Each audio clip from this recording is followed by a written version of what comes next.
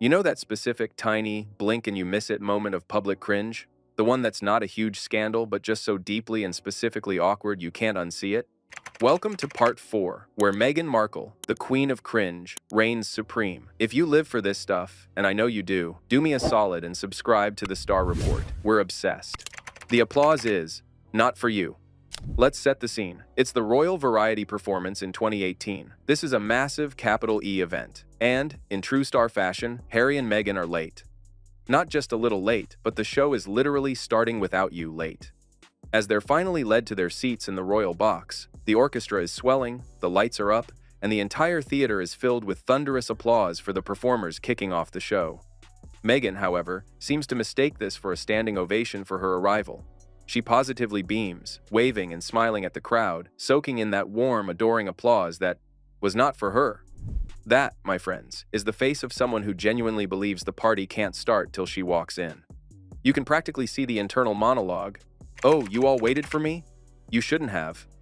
Meanwhile, the camera catches a glimpse of the event staff, who look like they're about to have a stress-induced aneurysm. It's that beautiful, perfect storm of a celebrity mindset crashing headfirst into a centuries-old institution that waits for no one, not even you. From thinking you're the main event to actively swatting away the help, the learning curve was steep. Get your hands off the Bentley. This next one is a tiny 2-second clip, but it says everything about the culture clash that was brewing. We're at Prince Charles's 70th birthday garden party at Buckingham Palace. This is one of Meghan's first official events as a duchess. She's fresh off the wedding, and the world is watching. She and Harry pull up, and as she exits the car, a very polite, very professional royal aide does what aides do. He moves to close the car door for her. It's a standard security protocol and a gesture of courtesy, but Meghan, ever the independent Californian, isn't having it. She gives his hand a full-on, "Don't touch me," swat and closes the door herself. The poor guy's face, he just wanted to do his job, and he got treated like a peasant trying to touch the royal robes. This wasn't the other car door incident that the internet debated for weeks. This was different. This was a reflexive, almost irritated gesture, as if to say, "I can do it myself." It was the Hollywood VIP mindset in a bottle, and it did not play well inside the palace gates. As a fun little epilogue, this was the very same garden party that she allegedly got bored at after 15 minutes and complained to Harry that she wanted to leave. Word got back to Charles and Camilla, who promptly told them, "Wish granted." They were politely asked to exit stage left. Ouch. But swatting away staff is a minor league error compared to not knowing the rules on the literal Buckingham Palace balcony. This is like your first day at a new job, and you accidentally interrupt the CEO's keynote. The balcony buzzkill. Welcome to Trooping the Color, 2019. This is one of the most important, most formal events in the royal calendar. The entire family is on the balcony, the Queen is front and center, and the key activity is standing still and watching the fly past. That's it. Meghan, however, seems to be under the impression it's a casual cocktail party. She keeps turning back to chat with Harry, looking like the new girl at the office, trying to make conversation during a deadly serious presentation. She turns around once. He ignores her. She turns around again, and this time, Harry snaps. You don't need to be a professional lip reader to see him curtly tell her to turn around. Her face immediately drops, that practiced smile freezes, and she pivots back to the front, looking like she was just scolded in front of the entire world, which she was. It's the ultimate read the room fail, and it's spectacularly public. Getting put in your place by your new husband in front of his entire family is rough, but at least that was a protocol failure. This next one is just basic common sense, or the lack of it. The wind beneath her. Trench coat. Every royal tour is a logistical masterpiece of diplomacy, events, and, most importantly, outfits. You've got people on staff whose entire job is to make sure you don't, for example, wear green in front of a green screen, or, in this case, wear a parachute to the windiest city in the world. When the couple landed in Wellington, New Zealand in 2018, they were greeted on a blustery tarmac. Meghan stepped off the plane, looking incredibly chic in a shortish tuxedo dress and a giant, unbuttoned trench coat. A trench coat that basically acted like a sail. For the entire greeting ceremony, shaking hands with diplomats, standing for the welcome, she was engaged in a frantic, one-handed battle with her own clothes. desperately trying to keep her coat from flying open and her dress from flying up.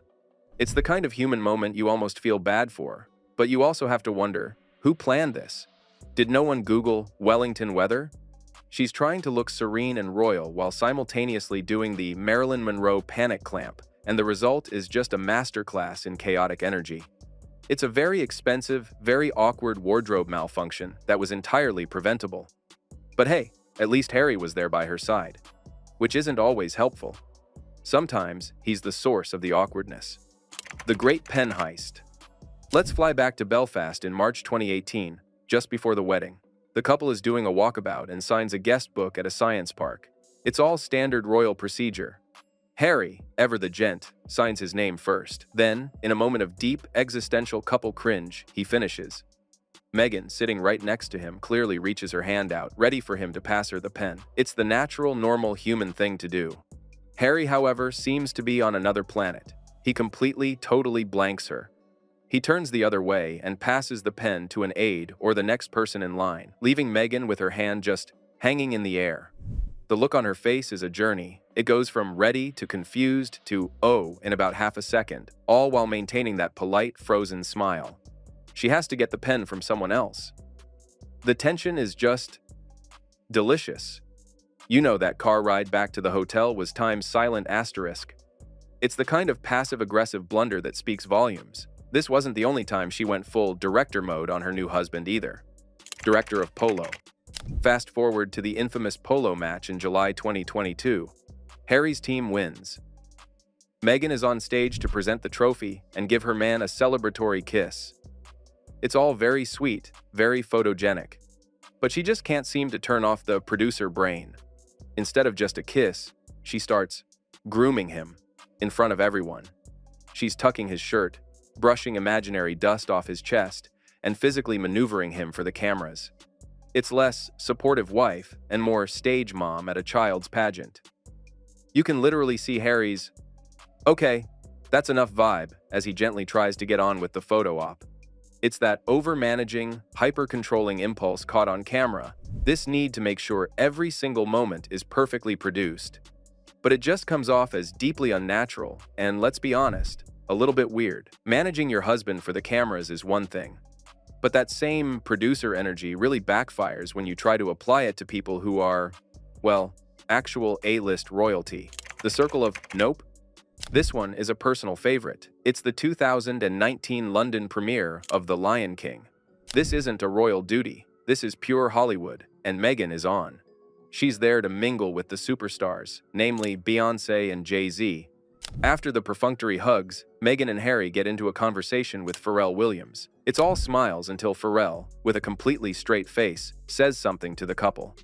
According to lip readers, he praised their wonderful union and noted how difficult their situation is, before adding a few remarks that made the royals a little bit squeamish.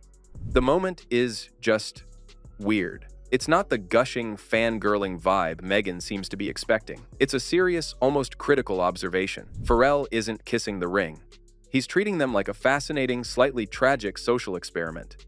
Harry's response is to literally point at his wife and say, "That's why she's here." The whole exchange feels less like a celebrity hang and more like an impromptu, very public therapy session. Okay, so she failed to impress the king of the Bayhive. Fair enough, that's a tough crowd, but surely she can handle the general public, right? Well, about that. If you think celebrities are a tough audience, they have nothing on babies. The baby's verdict. Of all the people Meghan met during her time as a royal, one tiny citizen delivered the most honest review. During the Morocco tour in 2019, Meghan was in full-on royal charm mode, greeting a massive crowd, smiling and shaking hands. She spots an adorable baby in the front row and leans in to coo and wave. Standard operating procedure. The baby's reaction? The most lethal, unimpressed, "Who are you?" side-eye I have ever seen in my life. It was a look that could curdle milk. There was no smile, no curiosity, just pure, unadulterated judgment. That baby knew. That baby had seen things. That baby was not buying what she was selling.